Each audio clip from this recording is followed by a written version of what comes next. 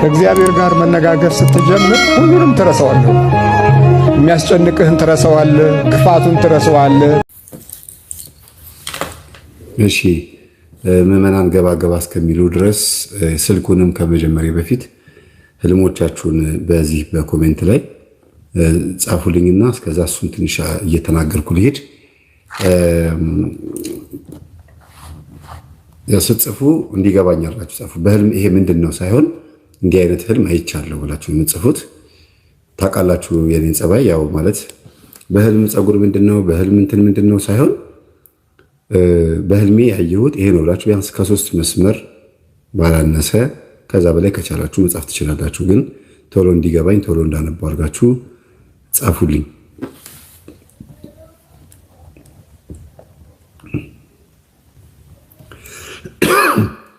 መስመር ላይ ማማ ሶሊያና ያላንቺ ምንም የለኝም የምትል መስመር ላይ ገብታለች። ሌሎችም በጣም ብዙ ሰዎች እየገቡ ነው። ኑ በብርሃኑ ተመላለሱ። ስለ ሁሉም ነገር እግዚአብሔር ይመስገን። ላቭ ሚ ዊዝ ራይዝን ይላል ጎዶልያስ። እግዚአብሔር መቅዲ አቢ በምኒ ማህበር አዩ በጣም ብዙ ሰው እየደወለ ነው። ሳምሪ ሴቶች መቼም አልተቻላችሁም፣ ሪካርድ ላይ ናችሁ።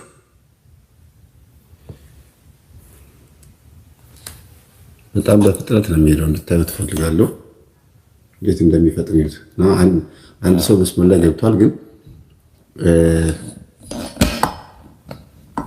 የትኛው ይሻላል? ህልማችሁን ብትጽፉ ነው የሚሻለው? እሺ ገባ ገባ እስከምትሉ 1000 ምናምን ሰው እስከሚገባ ድረስ እኔ እዚህ ጋር እያየሁኝ ህልሙን ልሂድበት። እስቲ ረዘም ያለ ህልም ላይ ምክንያቱም ስትጽፉት ነው የምንግባባው። እሺ ናቲ በር ሲከፈት ህፃን በር እየሮጠ ይመጣና እሱን ስጣራ ከግቢ ስወጣ ከሰፈር በጣም ነው የሚያምረው ቆንጅዬ። ስትጽፉ ባካችሁን አስተካክላችሁ ጻፉ። አጎቴን የሚመስል ህፃን ልጅ በርቀት አየሁኝ። ይህ ልጅ ወንድሜ መሰለኝ፣ ግን እኔ የረሳሁት። ከዛ አቢና ብዬ ጠራሁት። ወደ እኔም እየመጣ መንገድ ላይ አንዲት ጋሪጣ አይቶ እሷን ሲነቅል ጎረቤት ና እንጂ ስል ስመታው ተወው ብሎ አቆመ ይላል። እንግዲህ ጆን ቲዩብ የሚባል ነው። ምን ለችኮላ ይጻፈው እንዴት ይሁን አላውቅም፣ ብቻ የተወሰነ ገብቶኛል። ጋሬጣ ማንሳት ወይም ጋሬጣ መንቀል በጣም ጥሩ ነው። መተት ብዙ ጊዜ ከኛ ውስጥ ሲወጣልን የምናየው ወይም የሆነ መንፈስ እንደወጣልን የምናየው ብዙ ጊዜ ከኛ የሆነ ነገር ተነስቶ ሲሄድ ሰዎች ጠጡ ብለውን ልንጠጣ ወይም ልንበላው ስንል ላዩ ላይ መጥፎ ነገር አይተንበት ከደፋ ነው። ከሰውነታችን ውስጥ አላስፈላጊ የሆኑ ቆሻሻዎች ሲወጡ ሾክ ስንነቅል ምናምን ካየን መተት ወይም እርኩሳን መናፍስት ከኛ ውስጥ ሰዎች ያደረጉብን እየወጡልን ነው። ዛር ከሆነ እባብ መስሎ ሲሞት ስንቀጠቅጠው፣ ዘንዶ ስንመታ ነው የምናየው። ዛር አብሮ የተወለደ ከሆነ ከሰዎች የመጣ ከሆነ ግን በምግብ በተለያዩ በእንስሳት ስላችሁ በነፍሳት ይሄ በረሮ ትላትል ምናምን እንደዚህ በመሰለ ደም በዚህ ከሰውነታችን ሲወጣ ካየን መተት ነው። ልዩነቱን እንድታውቁ ትፈልጋለሁ። እሺ ሌላ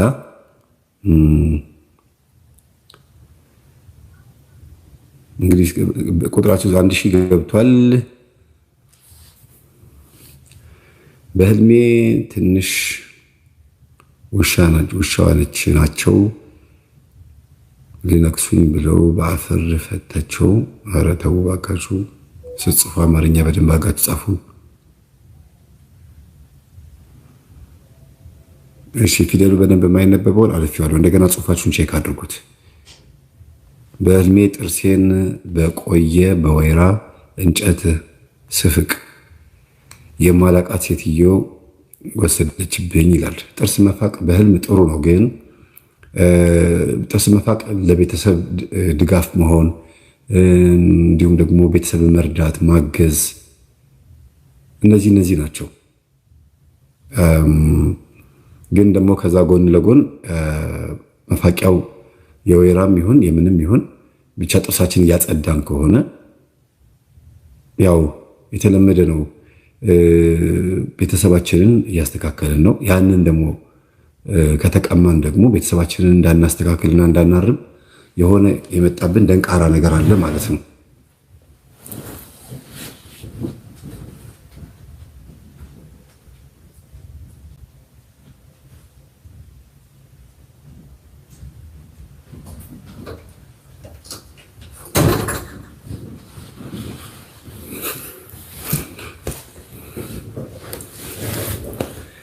እሺ ሌላው ደግሞ ጅብ በህልሜ ሲያስፈራራኝ አየሁኝ። እንግዲህ ቶሎ ቶሎ መፍታት ስላለብኝ ነው እንጂ አሁን ቅድም የጻፈችው የጥርስ መፋቂያ መመለችው በጣም ጥሩ ነገር ነው። ጥርስን በተመለከተ እያብራራኝ ቢሄድ ነው የሚሻለው ወይስ ሳገኘው ብቻ ልናገር? ምክንያቱም አሁን ለምሳሌ ጥርሴ ሲረግፍ አየሁኝ፣ ሲወልቅ አየሁኝ የሚል ሰው ይኖራል። ወይም ጥርሴ ሲበቅልልኝ አየሁ የሚመስል እንደዚህ አይነት ነገር ልታዩ ትችላላችሁ። እና በዛውም እያዳረስኩኝ ቢሄድ ይሻለኛል። ጥርስ መውለቅ ከቤተሰብ መካከል አንድ ሰው ይሞታል። ያው ከተነቃነቀ ይታመማል፣ ከወለቀ ደግሞ ይሞታል ነው። ግን እንደ ጥርስ በጣም ጠንካራ የሆነ የሰውነታችን ክፍል ስለሆነ በጣም ከባድ ነገር እናጣለን። በህይወታችን ውስጥ ከባድ ቻሌንጅ ይገጥመናል ማለት ነው። እሺ ጅብ በህልሜ ሲያስፈራራኝ አየሁኝ ይላል። ጅብ የቡዳ መንፈስ ምልክት ነው። በህልም ጅብ ከመጣ በአጠቃላይ በንብረታችን ላይ በልጆቻችን ላይ እና በህይወታችን ላይ ነጣቂ ሆኖ የመጣ በርቀት የሚከታተልን ጨለማን ተገን አድርጎ ወይም ደግሞ አድፍጦ ቀን ጠብቆ ሊያጠፋን የሚፈልግ ምቀኛ እንደተነሳብን ማሳያ ነው። በአጠቃላይ የቡዳ መንፈስና የምቀኛ የሰላቢ መንፈስ ምልክት ነው።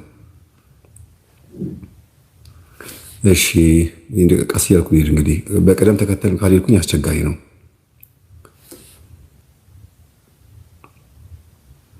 መምህር በህልሜ ይላል ተስፋዬ የሚባል በህልሜ እናቴን ከንፈሯን ስስማት አየሁኝ፣ ግን ወንድምየው ያስጠላኛል ምን ይሆን አለችኝ ወይም አለኝ። ተስፋዬ ነው መሰለኝ አለኝ። እናትን ምንም ቦታ መሳም እጅግ በጣም ትልቅ ፍቅርን መግለጽ ነው። ልጅ እናቱን የሚስም ከሆነ ለእናቱ የሚከፍላት ዋጋ አለ፣ ወይም ደግሞ አሳድገው ለቁም ነገር በማብቃቷ ሊከፍላት የሚገባ ዋጋ አለ ማለት ነው። ይከፍላታል ብቻ ሳይሆን መክፈል አለበት ነው። እንደ ጥቆማ ነው። ለምሳሌ አንድ ሰው መላጣ ሆኖ ራሱን በህልሙ ቢያይ ሴትን ብትሆን ካየች ራሷን ቼክ ማድረግ አለባት፣ ወደ ውስጥ ማየት አለባት። ከፀጉር ውስጥ የሚገኝ ስለሆነ መላጣ ራሷን ማየት አለባት። ስለ ራሷ ስለማንነቷ የበለጠ መጨነቅ አለባት እና ወደ ውስጥ መመልከት ማለት ነው። ልክ እንደዚህ ሁሉ እዚህ ጋር ደግሞ እናትን መሳም ለእናት ሊከፈል የሚገባው ዋጋ ተረስቷል ማለት ነው። እና እናትሽን ወይም አባትህን አስብ፣ ወይ በጸሎት ነው ወይ ደግሞ በመጦር ነው። ይህንን መርሳት የለባችሁም። እግዚአብሔር ፍቅር ነው የሚል ወይም የምትል እህት ጎረቤታችን ምስር ከኛ ምስር አምጥታ አንድ ላይ ነው እንጂ መሆን አለች። ተው ባካችሁ፣ ስጽፉ ባካችሁ አስተካክላችሁ ጻፉ። እሺ አባቴ ሌላ ሚስት አግብቶ ማየት ምንድን ነው ይላል። በጣም አሳጥረሽ ነው የጻፍሽው፣ ወይም ደግሞ ፊፊ የምትባይ አሳጥረሽ ነው የጻፍሽው።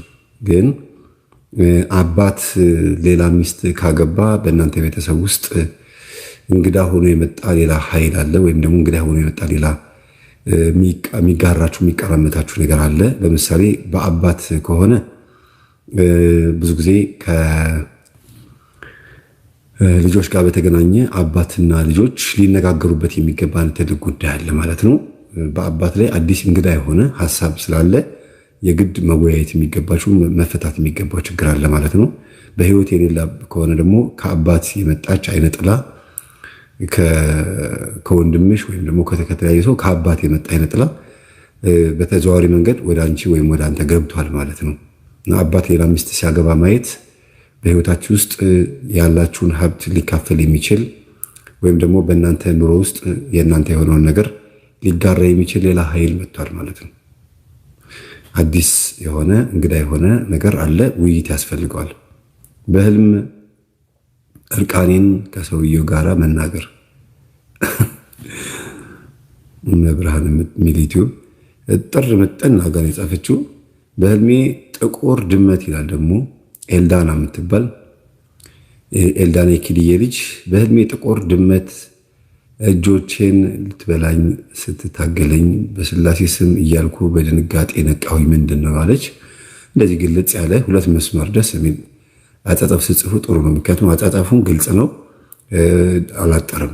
በህልሜ ጥቁር ድመት እጄን ልትበላኝ ስትል፣ ድመት በህልም ማየት ሰላቢና የቅርብ ወዳጅ ጓደኛ ሆኖ ግን ከናንተ የተለያየ ጥቅማ ጥቅም የሚፈልግ አስመሳይ ሰው፣ ከናንተ መራቅ የማይችል የናንተ የሆነ ነገር ብቻ የሚያምረውና ያለ እናንተ መኖር የማይችል ግን ሴትም ትሁን ወንድም ያ ሰው ነው እንግዲህ ወይ ስጭኝ አበድርኝ ወይም ስጠኝ አበድርኝ ያላችሁ ወይ ደግሞ የሆነ ነገር እናድርግ እስቲ ይሄንን እንደዚህ እናድርግ ብሎ ሐሳብ ያቀረበ ሰው ግን ጥቅሙ ከናንተ ከሆነ ጥቅሙ ማለት ገንዘቡ ከናንተ ወይም ካንቺ ከሆነ ኤልዳና ልታስቢበት ይገባል። በስላሴ ስም እያልኩኝ በድንጋጤ ነቃሁኝ ነው።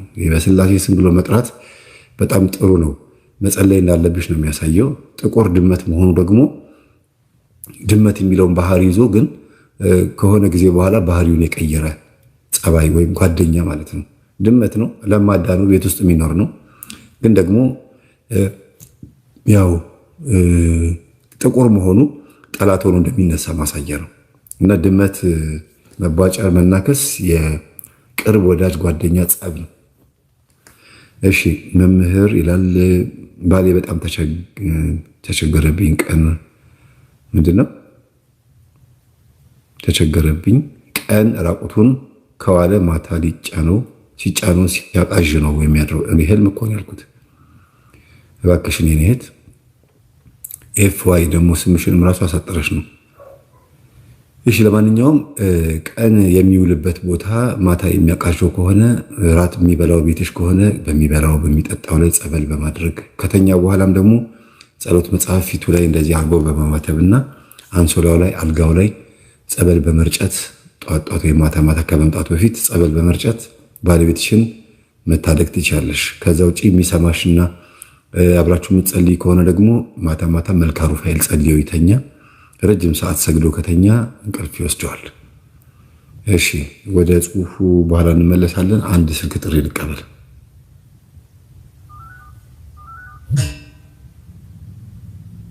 ሄሎ ሄሎ ሄሎ ሄሎ። ሰላም ሰላም፣ እንዴት ነሽ? እግዚአብሔር ይመስገን። መምህር ዶንት ሻውት አሎ። እግዚአብሔር ይመስገን ሰላም ነኝ። ይቅርታ ጫጫታ አለ መሰለኝ ትንሽ ያው የሰው ቤት ነገር ስለሆነ ነው። እሺ እንዴት ላርግ? እንዴት እንቀጥል ወይስ እንቀጥል? ችግር የለውም እንቀጥል። እኔ እንኳን እግዚአብሔር ይመስገን ትምህርቱን ቦታ መቀየር ትችላለሽ? ይቅርታ። አዎ ይኸው ቀየርኩ። ይሰማል አሁን? እሺ ትምህርቱን መከታተል ከጀመርኩ ትንሽ ዘግየት ብያለሁ። በህይወቴም እግዚአብሔር ይመስገን እሺ እንኳን ደህና መጣሽ እያገኘሁኝ እግዚአብሔር ይመስገን። ይቅርታ ሳላስበው ስለገባው ትንሽ እንደንግጫለሁ። ችግር የለውም። ወደ ጉዳያችን ንግባና ያው የህልም ስለ ህልም ነው የምናወራው። የምትነግሪኝ ነገር ካለ ንገሪኝ። ህልም በተደጋጋሚ የማየው የሆነ መልኩን የማላውቀው ሰው ነው እና አጭር ነገር ነው የሚሰጠኝ። አሁን ከዚህ በፊት ብዙ ጊዜ እኔ ምንድነው ጸልያለሁ፣ ጾማለሁ፣ ሰግዳለሁ። ጾም ላይ ግን በተለይ ሮብ አርብ ምናምን ጾም ላይ የሆነ በቃ ምግብ ላይ በጣም ያንቀዠቅዠኛል። በጣም የመብላት ፍላጎቴ እንደ ህፃን ልጅ ይጨምራል። በቃና ይቅርታ የኔ እህት ዛሬ ስለ ህልም ነው የምናወራውና ያየሽው ነገር ካለ ብቻ ነው የምቀበለው። ይቅርታ። እሺ በህልም ማለት ነው። እና አንድ ጊዜ ምን አለኝ በህልሜ መጣና አንቺን እኮ የሚያስቸግርሽ ስጋዊ ፍትወት ነው አለኝ። በህልሜ ማለት ነው። የሆነ ሰውዬ መጣና እንዲህ ነው በቃ ያለ ሌላ ምናምን ነገር እንኳን አላለኝም እኮ። ይሄ ጥቆማ እኮ ነው እኮ ይሄ። አሁን እኔ እኮ ህልምሽን በግድ ንገሪኝ ሳይሆን የደወልሽበት ዋና ዓላማ ይሄም አልፈታ ያለ ህልም ካለ አሁን ይሄ ቀጥታ እኮ የስጋ ፍትወት የሚያስቸግረሽ ጥቆማ ነው። ጥሩ ጥቆማ ነው ይሄ። ምንም ፍቻ ያስፈልገውም።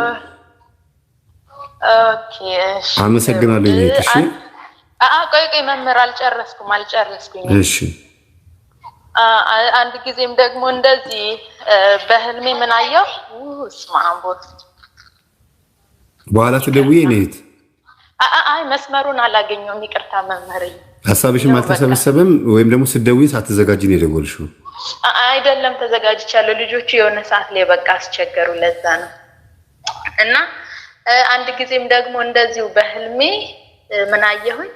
አንቺ እሱ ሰውዬ ራሱ መጥቶ አንቺ ዘመናዊ ነሽ መንፈሳዊ ይለኛል።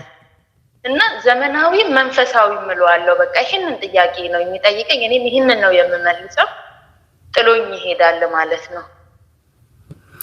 አዎ አንድ እንግዲህ ሰውየው ማን እንደሆነ ለይተሽ ማወቅ የሚገባሽ ነገር አለ። ምክንያቱም የሚጠቅምሽ ለአንቺ ነው። ከምትጸልይባቸው ታቦቶች ውስጥ ይሁን ወይም ከምትቀርቢያቸው ሰዎች መካከል ይሁን ወይም ደግሞ ሃይማኖትሽን ሊያስጠል የሚፈልግ ይሁን እርግጠኛ አልሆንሽም። ስለዚህ ግን የሚጠይቀው ጥያቄ ጥሩ ምርምር የሚሰጥ ነው። መንፈሳዊ ነሽ ወይስ ዓለማዊ? ማለት ራስሽን ቼክ አድርጊው። መንፈሳዊ ነኝ ካልሽ ደግሞ ማድረግ የማይገባሽን ነገር አታድርጊ። መንፈሳዊ በቃ እንዲህ ነው የሚለኝ። ዘመናዊ ነሽ መንፈሳዊ ይለኛል። እኔ ደግሞ ዘመናዊ መንፈሳዊ ምለዋለሁ። በቃ ይህንን ነው የምመልሰው። አዎ በነገራችን ላይ ዘመናዊነት ማለት መንፈሳዊ መሆን አለመሆን አይደለም። ግን ከቻልሽ ባለሽበት ሁኔታ ሆነሽ መንፈሳዊ መሆን ትችላለሽ የሚል መልእክት ነው ያለው። ዘመናዊ ነኝ ካልሽ መንፈሳዊ አይደለሁም ማለት አይደለም። መንፈሳዊ ከሆንሽም ዘመናዊ መሆን ትችላለሽ። ግን ያለውን የህልሙን ትርጉም ለመረዳት መጸለይ አለብሽ። ምክንያቱም ይሄ ምንድን ነው? ማን ነው እንደዚህ ብሎ የሚጠይቀኝ? ለምንድን ነው? እውነት ጸልየሽ ተኝተሽ ነው ወይ ይሄ ጥያቄ የመጣው? ወይስ ኃጢአት ሰርተሽ ተኝተሽ ነው ወይ ይሄ ጥያቄ የመጣው? በምን ቀን ነው ይሄ ጥያቄ የመጣብሽ የሚለውን ማወቅ አለብሽ። ጭንቀትሽ፣ ሀሳብሽ በምን ሁኔታ ላይ በነበርሽበት ሰዓት የመጣ ጥያቄ ነው የሚለውን መረዳት አለብሽ። እዚህ እኔ ያለሁት ግብጽ ነኝ እና ሱባኤ ይዤ ነበር ከዚህ በፊት። ቅዱስ ሚካኤል ገዳም የሚባል አለ። እዛ ሄጄ በቃ ለራሴ ጌታዬ ሆይ በቃ አንዱን መንገድ ምራኝ፣ ማለት መቁረብ እፈልጋለሁ ግን እፈራለሁ እና እሱም መንገድ በቃ እስኪ በ2015 ጥሩ ህይወት ለኔ ስጠኝ ምናምን ብዬ ሱባኤ ይዤ ነበር እና እዛ ሳይሆን ስመጣ ነው ቤቴ ስመጣ ነው ያየሁትኝ። እና አንቺ ዘመናዊ ነሽ መንፈሳዊ በቃ ያኛው ከዚህ በፊት አንቺን እኮ የሚያስቸግር ስጋዊ ፍትወት ነው ያለኝ ሰው ነው እንደዛ ያለኝ ማለት ነው። እና በተደጋጋሚ ያ ሰው ይመጣል እና መልኩ ይሄ ነው አይባልም፣ ወጣት ነገር ነው ግን በቃ ለመግለጽ ያቅተኛል። አጭር ነገር ነው እንደ ጥያቄ ምናምን ነው በቃ። እውነቱን ነው ወይ አይደለሽም? እውነቱን ነው ወይ ብለሽ ራስሽን ጠይቂ። እኔ አሁን እንድትይኝም አይደለም ግን እውነት የስጋ ፍትወት ነው የሚያስቸግረኝ? የት ጋር ነው የተሸነፍኩበት? እውነት ይህን ነገር ባስተካክለው ህይወቴ ጎዶሎ ነው ብዬ ብዬ የማስበው ነገር ይስተካከልልኛል ብለሽ ራስሽን ቼክ እንድታደርጊ የመጣልሽ ሀሳብ ነው። እሺ መምህርዬ ደግሞ ከዚህ በፊት እንዲህ ጸሎት ሳልጀምር የሆነ ሰው ይመጣና ይገናኘኛል፣ ወይ ደግሞ በሩን ከፍቶ ሲገባ ይታወቀኝና ከኋላ ይመጡ ትኝት ሲል ምናምን ይታወቀኛል። በስንት መከራ በስመ አብ ወወልድ ወመንፈስ ቅዱስ ስል ነው ዞር የሚልልኝ። አሁን ደግሞ ጸሎት ከጀመርኩ በኋላ ብዙ ጊዜ ምንድን ነው የሚታየኝ? አሁን ወንዶች እያሉ እኔ ነኝ በጣም በቃ ለግንኙነት እንዴት ነው የሚያደርገኝ ነገር ለኔ ለራሴ በቃ ይቅብጥብጥብጥ በቃ እነሱ ግንኙነት እንዲያደርጉ በቃ የምገፋፋ ሰው ነው የሚመስለኝ በህልሜ ማለት ነው። በቃ ይርይር በቃ አክሽኔ ስታይሌ ሁሉ ነገር ይቀየራል በህልሜ። ከነሱ ጋር እኔ ነኝ መገናኘት የምፈልገው። እሱን ነው ደግሞ እያየሁ ያለው ታውን ማለት ተከታታይ የሆነ ነገር ነው። ብዙም አይደለም ግን አልፎ አልፎ እንደዛ በፊት አልፎ አልፎ ሲገናኙ ነበር የሚያሳየኝ። አሁን ደግሞ እኔ ነኝ ለመገናኘት ፍላጎቱ ያለኝ። በቃ በጣም አክሽኔ ይቀየራል ስታይሌ በቃ እንዴት እንደሚያደርገኝ በቃ በጣም ይገርመኛል። በህልሜ ላይ የማየው መቅበጥበት ማለት ነው። ይሄ ከተለያዩ ወንዶች እንግዲህ ፎቶሽ ያንቺ ከሆነ ከማየው አንጻር በዝሙት መልክ የሚፈልጉሽ ወንዶች ይኖራሉ እና ከነዛ የመጣ መንፈስም ይኖራል። ለጋብቻም ምንም እንግዲህ የተለያየ ሀሳብ ያላቸው የተለያዩ የዛር መንፈስ ያለባቸው ከመናፍስት ጋር በተገናኘ ሆን ብለው የሚያመልኩ የዝሙት መንፈስ ያለባቸው የቡዳ መንፈስ ያለባቸው ካለባበስሽ አንጻር ይገባልና የእነሱ መንፈስ ነው። በነገራችን ላይ በህልምሽ መጥቶ የሚገናኝሽ ከሆነና የሚያባረርሽ ከሆነ ይሄው መንፈስ የሚያባረርሽ ከሆነ የሆነ ጊዜ ላይ የኖርሹ ላይፍ እና ከዛ በኋላ የተውሹ ላይፍ ነው ስትታዩ እና መንፈሳዊ ህይወት ስትገቢ ያ መንፈስ ከዛ ሰው ጸባይና ከዛ ሰው ማንነት አንጻር ከፍላጎቶቹ አንጻር መጥቶ ያሳድዳል። እንዲሁም ደግሞ ስንፈተ ወሲብ ያሰራ የተለያዩ መስተፋቅሮች ያሰራ ሰው ጋር ግንኙነት ካለሽ የዛ ሰው መንፈስ ከአንቺ ጋር በዚህ መልኩ አይላቀቅም፣ ይመጣል እና ምን ያሰራ መስተፋቅርና ስንፈተ ወሲብ። ስንፈተ ወሲብ ማለት ወንድ ልጅ ከሴት ጋር በሚያድርበት ሰዓት ቶሎ ስሜቱን ሳይረዳው ምንም ሳይለው ቶሎ ብሎ የሚያጠናቅቅ ማለት ነው። ይሄ ችግር ያለበት ወንድ ደግሞ ደብተራ ጋ ሄዶ በሰይጣናዊ በሆነ አጋንንታዊ በሆነ መንገድ ከሴት ልጅ ጋር ረጅም ሰዓት ሩካቤ ለመፈጸም የሚጠቀምበት መንገድ ነው። በሳይንሱ የተለያየ አይነት ሕክምና እያደረጉ ወይም ደግሞ በተለያየ አይነት ኪኒን እያደረጉ የሚጠቀሙትን በሰይጣናዊ መንገድ ማለት ነው። ስለዚህ ይህን የሚያደርጉ ወንዶች ከአንቺ ጋር ሪሌሽን ካላቸው የእነሱ መንፈስ ከአንቺ ጋር ይቀጥላል ማለት ነው። ኦኬ። እና ለዛ ነው እንዲቅብጥብጥ ይሄ ያልከው። ከዚህ በፊት ኢትዮጵያ በነበርኩበት ሰዓት የሆነ ልጅ ነበርና በጣም በሀብት ደረጃ ያለው ነውና እኔ አሁን ላይ ነው እንትኑ ይገባኝና ድምፅሽን ትንሽ ቀረብ አድርጊልን፣ ይቅርታ ይልማለት። እሺ እንደዚህ አሁን ይሄ ስንፈተ ወሲብ ያልከው ማለት ነው። ከዚህ በፊት የሆነ ልጅ ነበረ። ልጅ የክፍለ ሀገር ልጅ ነው።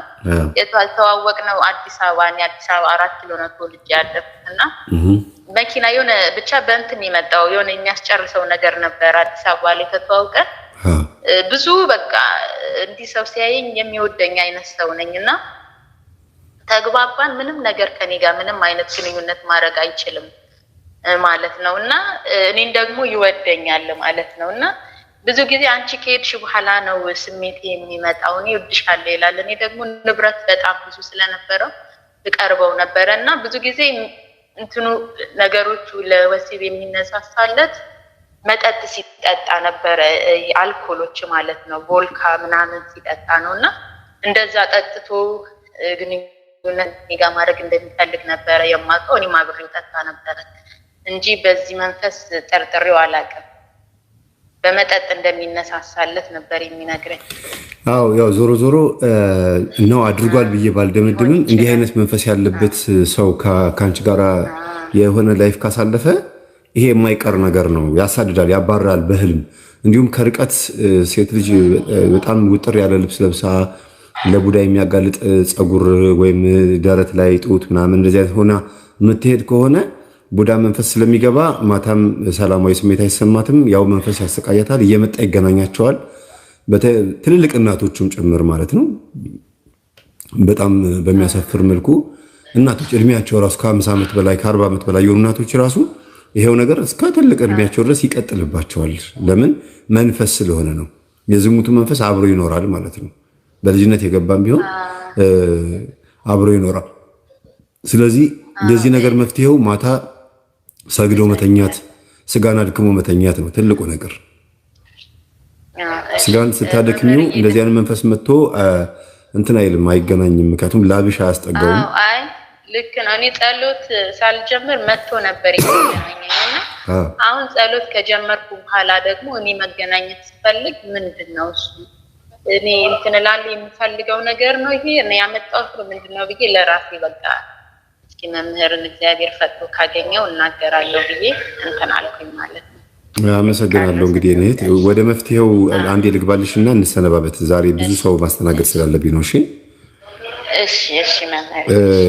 ይኸውልሽ ብዙ ጊዜ እንደዚህ አይነት አቋምና ሰውነት ላይ ወይም ደግሞ በእንደዚህ አይነት ምቹ የሆነ ላይፍ ውስጥ የምትኖሪ ከሆነ እና ጥሩ በጎ የሆነ መልእክት ከእግዚአብሔር ህልም ማየት የምትፈልጊ ከሆነ ስጋን ትንሽ ማጎሳቆል ያስፈልጋል። ማለት ወደሽ ፈቅደሽ መስገድ፣ ከአልጋ ላይ ወረድ ብሎ መሬት መተኛት መልመድ፣ ምቾቶቹ መቀነስ፣ እንደገና ምን ይላሉ አባቶች? ማታ ሌሊት ብዙ ውሃ ጠጥቶ የተኛ ሰው ህልም የማየት እድሉ በጣም ሰፊ ነው ይላሉ። ያው ጸበል ማለት ነው። ዞሮ ዞሮ ማታ ጸበል ስለማይጠጣ ነው። ግን የተባረከ የተጸለየበት ውሃ የተባረከ ውሃ ጠጥቶ በስመ አብ ወወልድ ወመንፈስ ቅዱስ ጠጥቶ የሚተኙበት ጊዜ ነበረ። ይሄ ከአባቶች ልምድ ነው። ግን ወደ አንቺ ስመጣ ጸልዮ መተኛት፣ እንደገና ደግሞ ረጅም ሰዓት እንቅልፍ የሚተኛ ሰው ህልም አያዩ። በተለይ በጊዜ የሚተኙ ሰዎች ህልም ላያዩ ይችላሉ። ካዩም እንኳን ጠዋት ሲነሱ ምን ነበር ያየሁት ማን ብለው ይረሱታል። ለምን? ገና እንቅልፉን እንደተኙ ስለሆነ ህልሙን የሚያዩት እስከሚነጋ ድረስ ህልሙ በአእምሯቸው ላይ ወዲያው ለማስታወስ በሚመች መልኩ ሴቭ አይሆንም። ልክ ትኝት ብለን ግን ከተወሰነ ደቂቃ በኋላ ከአንድ ሰዓት ከምናምን በኋላ ወይ ከ30 ደቂቃ በኋላ የምንነሳ ከሆነ ህልሙን የማስታወስ አቅም ይኖረናል። ሌሊት ለሽንት ስንነሳ ወይ ደግሞ ሌሊት በሆነ አጋጣሚ ብድግ ካልን ቶሎ ብሎ ጻፍ ማድረግ ነው እንዳይረሳ። ግን ምቹ የሚመች አልጋ ላይ ሆኖ በመተኛት ህልም አይታይም ሳይሆን ብዙ ጊዜ ስጋ ምቾት ከተሰማው ህልም የሚባል ነገር አይታይም። ለምሳሌ እዚህ ጋር አንዲት እህት ኃጢአቴ ስለበዛ ነው ወይ መምህር ህልም ብዙ ጊዜ አላይም የሚል ጽሑፍ እያየሁኝ ነው። እና ህልም የምናየው የሚመች ቦታ ማነው የሚቆረቁር ቦታ ስለተኛን ስላልተኛን ብቻ ሳይሆን ስጋ ብዙ ጊዜ ምቾት ከተሰማው የሚመች ምግብ የምንበላ ከሆነ በጣም ረጅም ሰዓት እረፍት ካበዛን ላይታይ ይችላል ህልም። በጸሎት በጾም በስግደት በተለይ ደግሞ በጣም ደክሞን በተኛንበት ሰዓት ግን ህልም የመታየት አቅም አለው። በጣም የደከመች ሰዓት እኮ ረጅም ሰዓት አትተኝም፣ እንቅልፍ ራሱ ይከለክልሻል። በዛች ቅጽበት ውስጥ የምታያትን ህልም ግን ቶሎ ብሎ ጻፍ ማድረግ ያስፈልጋል። አንቺ ጋር ግን ያው ብትቺ የምታያቸውን ህልሞች ትርጉሙን ለማወቅ ሞክሪ። እየመጣ የሚነግርሽ ማን እንደሆነ ለማወቅ ሞክሪ። በጣም አዎ። ከዚህ በፊት ራሱ የሆነች ጓደኛዬ ልታገባ ብላ በህልሜ ነው ጓደኛዬ ስሟን ጠርቶ ማለት ነው ልታገባ ነው፣ ግን በቅዱስ ቁርባን ነው አለኝ። እና የእውነት መምህር እግዚአብሔር ምስክሬ ነው። ሜሴንጀር ላይ ገብቼ እሷ ጋር ልደውልላት ስገባ እሷ ደውላለች። ከዛ በህልሜ በሰርግ ነው ይል ነበረ። ሰርግ በህልም ደስ ባይልም ግን በቅዱስ ቁርባን ነው ስላለ ልንገርሽ በህልሜ እንደዚህ ያየው ስላ ወይኔ እውነትሽን ነው በስመ አብ ተገረመች። በቃ ላገባ ነው ደውላ ነበረ ራሱና የደወልኩልሽ ራሱ ልነግርሽ ነው ብላለችኝና እሺ እዚህ ሀገር ያው ግልጽ ነውና እንትን እንጨርስ። እሺ እኔት አሁን በህልምሽ ጓደኛሽ በቁርባን እንደምታገባ ማሳየቱ ሰርግ ማየትሽ ጥሩ ሆኖ ሳለ ግን ከአንቺ ጋር የሚያገናኘው ነገር ምንድን ነው የሚለው ነገር ማሰብ ያለብሽ። ለምንድን ነው ያየሁት ጓደኛዬ ስታገባ ለምን አየሁኝ ምንድነው? ከዛ በኋላ እሺ ከዛስ ትያለሽ አይደል? ምንድነው የሚለው ነገር መጸለይ ያለብሽ ነው። አሁን የምታያቸው ህልሞች በሱባኤ መጠየቅ የሚገባሽ ህልሞች ነው የምታየው። ማን ነው የሚነግረኝ? የሚጠቁመኝ ማን ነው? ይቅርታ እያወራሁሽ ነው። ከነገርኩሽ በኋላ ልዘጋው ስለሆነ ነው። እሺ እኔት በቃ አትጨምሪ። እሺ ማን ነው የሚያወራኝ? ማን ነው የሚነግረኝ? ይሄ ነገር ምንድነው ብሎ ሱባኤ መግባት ያስፈልጋል። እሺ እሺ። ምክንያቱም ምንድነው አሁን ጓደኛሽ ይቅርታ አልችልም። ጓደኛሽ እንደምታገባ መንገሩ አይደለም ዋናው ነገር። ለምንድነው የነገረኝ ነው። ለምንድነው እሷ እንደምታገባ በቁርባን እንደምታገባ የነገረኝ መጥቶ ከኔ ጋር የሚያገናኘው ነገር ምንድነው? እኔም እንድቆርብ ነው ወይ ቁረቢ ማለቱ ነው ወይ የሚለው ነገር አስቢበት ማለት ነው። በጣም ብዙ ሰዎች ህልማቸውን እየጻፉ በጽሁፍ ያለውን ደግሞ መቀበል ስላለብኝ ልሰናበትሽ ነው እኔት። እሺ እሺ መምህር፣ አንድ ጓደኛ አጠገቤ ጋር አለች ልታናግር 3 ደቂቃ እያለች ነው። ይቅርታ እኔት እያልኩኝ ነው። አልሰማሽም መምህር? በመድኃኒዓለም አንድ ጊዜ ጓደኛ አጠገቤ ጋር ናት። እሺ ቀጥል። እሺ መምህር። የለም መምህር። ሰላም ናንተ መምህር። እግዚአብሔር ይመስገን ሰላም ነው። ጓደኛዋ ነኝ ከሚከታተል ቆይቻለሁ። እሺ ጠጋ በይ፣ ወደ ስልኩ ጠጋ በይ እኔት። እሺ መምህር። ስልኩን ወደ አንቺ ጠጋ አድርጊው። ይቅርታ ድምጻችሁ አይሰማም ርቋል። እሺ መምህር ግርማ ይከታተል ነበረ በፊት። መምህር ይሰማል አሁን? አዎ።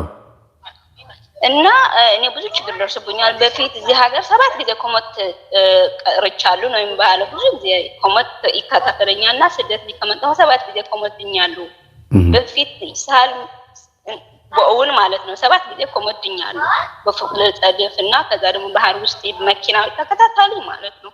ስድራቤታችን ምን እንዳለ አላውቅም። ልጅ ነኝ፣ በልጅነቴ ነው የተሰደድኩት። ሀገር ቤት ግን ቤታችን ውስጥ ዘንዶ ይገድላሉ። እኔና በሳር ነቃጥለዋለን። ዘንዶ ተከታታይ ያልማሉ። ዘንዶ ይገድላለን ይሄ ነው ቤታችን። አዎ አንድ ይሄ ነው። ሁለተኛ ደግሞ ቆይ እንዴት ነው ሁለት ህልም በአንድ ጊዜ አይነገርም እኮ? እሺ ማለት ዘንዶ፣ እባብ፣ ውሻ ሲጮህብን ወይም ደግሞ ስንገድል ካየን ዛር መንፈስ ነው። የቤተሰብ ባዕድ አምልኮ የሚመለክ ባዕድ አምልኮ ነው። ስለዚህ ሲያባርረን ወይም ደግሞ ሊነክሰን ሲመጣ ሲነክሰን ካየን የሆነ ችግር ሊፈጥርብን ወይ ጉዳት ሊያመጣብን ስለሆነ ጥንቃቄ ማድረግ እንዳለብን የሚያሳየው። ውሻ እንደዚሁ ደግሞ አንዳንድ ጊዜ በሁለት መልክ ይገለጻል። የዝሙት መንፈስም ነው ውሻ፣ እንደገና ዛርም ሆኖ የሚገለጥበት ጊዜ አለ። እንደ ሁኔታው ነው፣ እንደ ከለራቸው ነው። ስለዚህ ዘንዶውን በህልም ማየት የቤተሰብ ባዕድ አምልኮ ይመለክ የነበር ቤተሰብ ውስጥ ካደጉ ወይም እንደዛ ከሆነ ያንን እንደገደሉት እንዳሸነፉት ወይም ደግሞ መግደል ማሸነፍ እንዳለብን ወይም ደግሞ የዲያብሎስን ስራ ከኛ ውስጥ በንስሐ የሚሆን በጸበል ማስወገድ እንዳለብን ማሳያ ነው። እሺ ማለት ሁለተኛ ደግሞ ለቤተ ክርስቲያን ጭቃ ውስጥ ይገባሉና የሆነ ነገር ኢላ ውስጥና ከዛ ወጥቼ ነጭ ለብሼ የቁርባን የሚቀርቡበት ቤተክርስቲያን ነጭ ለብሼ ሚካኤል ቤተክርስቲያን ተላይ ሁለተኛ ጊዜ ያለው ማለት ነው። ከዛ ቁርባን ሲቀበለው ይሄ በጣም ጥሩ ነገር ነው። ቁርባን መቀበል ማለት ስለነሱ ጉዳይ ዘላለማዊ የሆነውን ህይወት ማሰብ እንዳለብሽ እና ብዙ ጊዜ በህልም መቁረብ ማለት በእውን ቀጥታውን ሄደሽ ንስሐ ገብተሽ ቁረቢ ሳይሆን ስለ ዘላለማዊ ህይወት ማሰብ እንዳለብሽና ምድራዊ ነገር እያሰብሽ ስላስቸገርሽው ይሄም አለ ይሄንንም አስቢ፣ የበለጠውን አብላጫ ያለውን ነገር አስቢ ማለትም ጭምር ነውና ብዙ ሰዎች ከበሽታቸው ለመዳን ጸበል ቦታ ወይ ጸሎት ምናምን ብዙ ነገር ሊያደርጉ ይችላሉና የነፍስን ጉዳይ ረስተን ዝም ብለን ስለ ምድራዊ ነገር ብቻ እግዚአብሔርን ስንጨቀጭቀው ይሄ ነገር እኮ አለ ብሎ እያስታወሰ ነው ማለት ነው። እንደዛ ነው። አመሰግናለሁ። አመሰግናለሁ። ታንክ ዩ ሶ ማች። ኦኬ